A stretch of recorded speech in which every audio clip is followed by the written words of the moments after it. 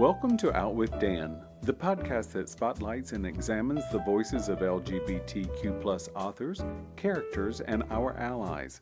Together, we lift our voices and we tell our stories. I'm Dan White. Join me as I chat with this week's author.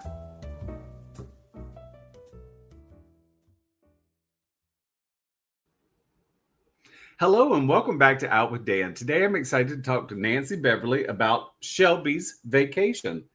Nancy is a playwright, a maker of short films, a TV writer, and now a novelist. Welcome, Nancy. It's great to be here, Dan. I'm so glad to be here. Oh, I'm glad you're here as well. Will you give the audience an overview about what Shelby's Vacation is about? I mean, obviously it's a vacation. Oh, that title is actually meant more as an ironic title. It is. Shelby's had a crush on her boss, Marion, and it turns out that was not reciprocal. And Shelby realized she has really messed up at the office on that one. So she decides to take a vacation, and she is headed up into the Sierra Nevada mountains, where I've hiked many times, and she gets lost. Her directions and all of her notes fly out the passenger side window. And there's not cell phone service up in the mountains. So she does try to pull into a small town and figure out a little bit using the internet where she's going, but she still gets lost. And she lands at a mountain resort. And that resort is run by Carol. Now, Carol has her own interesting dilemmas. Whereas Kelby's always fantasizing about the future, Carol's stuck in the past and thinking about past relationships. And so Shelby ends up staying at this particular resort instead of going on a regular backpacking trip. And she and Carol go on a journey to figure out how to create love in the moment. I love that description and that setup for it. You know, one of the things that I was struck by is they do both fantasize, and they have very healthy fantasy life. Healthy as far as it's active. I don't really know whether, fantasy versus reality is always the healthiest way to go, but I certainly have been in both of their situations more than one time, I'll admit. So, it's, and it is part of human nature. There are things I think, Nancy and I talked just before we started recording, and I had asked her, how autobiographical was this? And I'll let you answer what you answered before. Well, I would not call it autobiographical. However, as I was telling Dan earlier, when I was younger, there weren't outlets for dating when you were a lesbian or gay. And so what did I do? I had crushes on girls and women, and I fantasized until I came out to California and literally came out. Yeah. And then I could finally start dating. And then those went away. But I took those moments and incorporated those into the characters. Well, and it certainly did feel very natural in that. And I mean, and I do know that you have a love for hiking, and this book takes place in the Sierra Nevada. Is that right? You are correct. And it is beautiful up there. I mean, it's magical and beautiful. And you do such a wonderful job as a storyteller in sharing the feeling and the smells and the senses of the Sierra Nevadas and the little towns that we encounter along the way to get to that mountain top. So how many did you hike there when you were younger, or only once you moved to California? Only once I moved to California, and I was in my late 20s when I moved out here. So my hiking when I was growing up was in Indiana and then Kentucky. I used to work at Actors Theater of Louisville, and I hiked the hills of Kentucky and the state parks of Indiana. It's beautiful there, but it's also very, very different than the Sierra Nevada. So, which I do love that contrast. Yeah. Out here in the Sierra Nevada, if you look at the cover of the book, you can see the mountains are very rocky, and there's no trees up at 10,000, 14,000 feet. So yeah, it's completely different than the Midwest.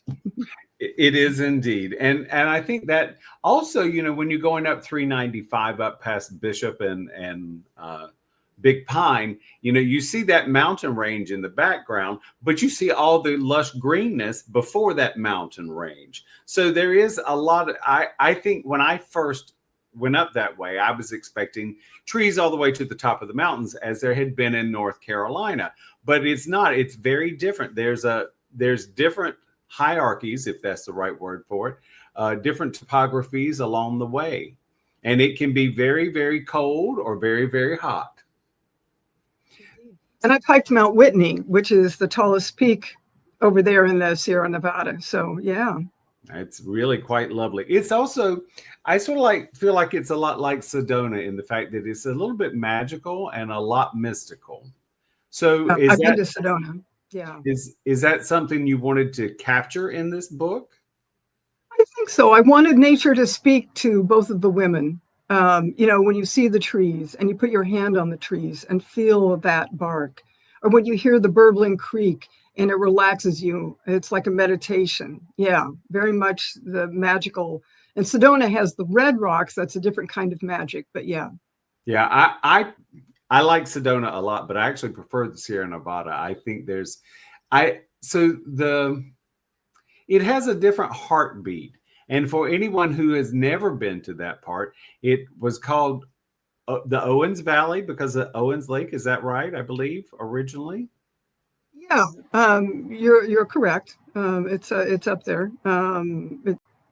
Is the lake still there, Nancy, or didn't they drain that? I think it's been drained. Sorry. Yeah. What's still up there a little bit is Mono Lake, which is at the northern end across from the Sierra Nevada. And I've been there before and seen the tufts, as they're called. And that's pretty magical. It is so beautiful up that way. So how fun were both Pal and Howie to write? Oh, my God. I had the best time. Here, let me tell you an interesting story. This originally started as a film, and I was going to make a feature-length film. And it was really hard 10 years or so ago to find investors for lesbian films. So at one point, I said to my director, Vicki Sampson, wonderful director, I said, why don't we do a shorter version, like 35, 40 minutes, and then we'll raise the money with our friends, not investors. And we did that. We did great. We did just under $36,000 we raised. Yay. That's fantastic. And I said to Vicki, I will tell the whole story in a novel where I don't have to worry about a budget and raising money. Yay. So that's how this came to be. And I love that. I mean, so one of the things is, I think for all writing groups, they always say, write about what you know. And so this is something that's been near and dear to your heart for some time. And it's had different iterations. And I like that. I mean, you've taken something that had been a dream that didn't quite go the way you originally pictured that dream going. And you said, let's shift gears and change horses and go in a different direction with it. And I think you've done a marvelous job with it. Thank you. And Vicki and I had such a good time putting together the film. And by the way, it's available on Tello Films, which specializes in lesbian content. So if any of your listeners or whatever readers, go to TELLO Films. And they're wonderful. The gals who run that came out here a few weeks ago, and I took them on a hike. How about that? Nice. I love that. It's sort of come full circle with that. I love that. I told them, and I've got goosebumps again. I got goosebumps when we went on the hike because we went where we had shot some of the film Shelby's Vacation. So there I am, full circle moment. Oh, I love that. I love that. Yeah. So I do want to get a little bit back to Pal and Howie, because I will say that I think that must have been so much fun to write, because they had sort of like a similar mindset. They had these things that they asked these questions and they just had to ask them out loud. There were times where I was like, oh, that was probably supposed to be an internal thought, but neither one of them has an internal thought filter. So the reason I went down that rabbit hole of talking about the film is a friend of mine, God bless her, at the screening of the film had said to me, I love the film, but I missed your sense of humor. And I said, I'm going to have my sense of humor in the book. And we get that with Pal and Howie. I totally agree. I was just like laugh out loud moments. It's just one of those things. It's like, I think oftentimes, especially when you're dealing with, well, with romance, especially that, there has to be some humor thrown in there. And if the two main characters are grappling with, some long held concepts that maybe they're looking to expand past, then you have to have somebody else to throw in the humor, And I was like, and there was a slight nod, and I will say to people our age. So, the oh, I don't know how to say this without, I don't want to offend anyone, but there used to be a saying that, two lesbians go out on a date and then they call U-Haul. Uh-huh. And so in the book, there are pictures in here. I took a picture of a U-Haul and put it in. Precisely. And I was like, so I said to myself, when I got to that place, I was like, okay, I already know where this is going, because it is people of a certain age, and that's a beautiful age to be at. But I thought, look at Nancy just bringing this up, something that is so familiar to all of us, especially, maybe 20-year-olds don't think the same thing, They may not know that. Yeah. But for us, I knew exactly what it was and where it was going. I was like, I love this. I love that you got it. Yes, I did. And I love the fact that you just sort of slid it in there easy. Like, it wasn't, look at this, look at this. No, it was just part of conversation. I'm like, I love it. I love it. So in this book, there is a bit of exploration, at least in my mind, the reader's mind, of, when we go on vacation, we often romanticize vacation. Even if it's a getaway vacation to heal a heart, it is still something that we romanticize about, because we're looking forward to going on this vacation and for a change of scenery. And so vacations can often be very, very magical. So was that a theme you wanted to sort of explore, reality versus vacation? Or because, Shelby comes back to Los Angeles a couple of times in the book, and maybe we say it's back to reality, but when you've been a big city girl or boy, it's nice to go on a vacation or a hike and think, oh, isn't this the most perfect thing on earth? But reality sets in if you trade in that big city for the country, or vice versa. And I think that's the point that gets made. Yes, that, I don't want to give away too much. Yeah, you're dealing with both reality and vacation, and you get back to quote unquote reality. And then maybe you could look at the vacation through clearer eyes or clearer lens, go, okay. And if I were to go up more permanently into the Sierra Nevada mountains, would that really be a vacation? No, that has its own reality. Yes, especially when there's any kind of work involved. Or even, so I could also flip that coin and say the same kind of concept can come into Carol's mind as well, because, Carol is definitely an outdoors girl. She's someone who lives for the outdoors. She's handy with her hands. She's not afraid of nature. She's not afraid of hard work. And she likes her life the way it is.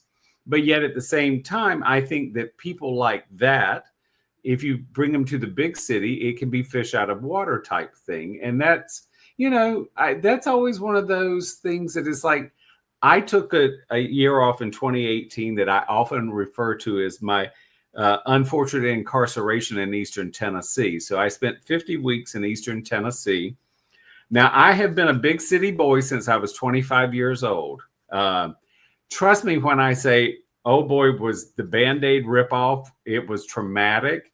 And I thought, because I had grown up in the country, that I would go back to the country and just have a stable full of friends overnight. In 50 weeks, I didn't make one friend. I made tons of acquaintances, but no friends. And it's because I was accustomed to a different life. So in reading this, I was very struck by the fact that we make changes in life. Oftentimes we make changes. We don't have to. Some people stay at the same place their entire life. I've made a lot of huge changes throughout my life, a lot. And I don't mind them. It's a challenge for me, but yet it is also, I get one thing fixed up in my mind, and that doesn't always become reality. So, was that something really important for you to explore in this work or not? Well, I mean, it doesn't have to be a yes. what I love is the fact that you brought your experience into the novel and got your perspective on things. I mean, Carol is not capable of change, and that's one of the points that Shelby makes with her. Yeah, she would be the big fish out of water if she went anywhere. Yeah, and I think, some people have said, oh, it was brave that you did all these things, Dan. And yes, I guess in some ways it is brave, but I've also been single the majority of my life. And so packing up a suitcase, going on vacation or moving is easier for me than it is for most people because, like Shelby's parents at the beginning of the book, Shelby's mom is tired of moving from Air Force Base to Air Force Base. For me, that's easier because I only have my own bag to pack, but I can see how it could wear someone else out. Now, my ability to be a chameleon and move from place to place often wears out some of my friends because they're like, well, can't you ever stay still? And the answer to that is rarely, because I'm not a sit on the couch at home type person unless I'm reading Shelby's Vacation. I just had a realization that I hadn't had until I had this conversation with you. We moved a fair amount of times when I was a kid, not because of my dad being transferred with the Air Force, but because we had a lot of financial problems. And so we lost a house and we had to move, and then we couldn't afford the rent at the house. Then we had to move apartment. Then we had to move to another apartment. And I think that might inform why I have stayed in this particular apartment that we were talking about for over 30 years, because I got tired of moving when I was a kid. Yeah, I went to 6 different schools by the time I graduated high school, and we never moved one time.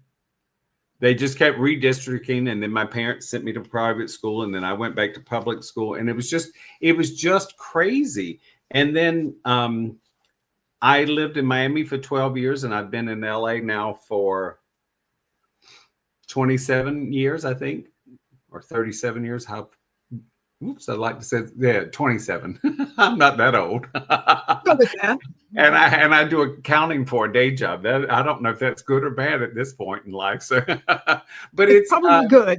Yeah, I tend to nest when I'm at home in the fact that I'm a collector of things. So my apartment is certainly not sparse in any stretch of the imagination. But and I think a lot of that is because I cocoon as far as when I'm in my home, because we did move. I did move a lot, or especially schools and stuff like that. So it did make me actively make friends easier. So, me on a bar stool and a conversation, I'm good to go. All right. Awesome. Wonderful. Well, again, the book is Shelby's Vacation. It is absolutely magical and marvelous and fun. Nancy, thank you so much for joining me. It was a pleasure. Oh, I totally agree. Thank you, and see you soon. Thank you for joining me for this week's episode of Out with Dan.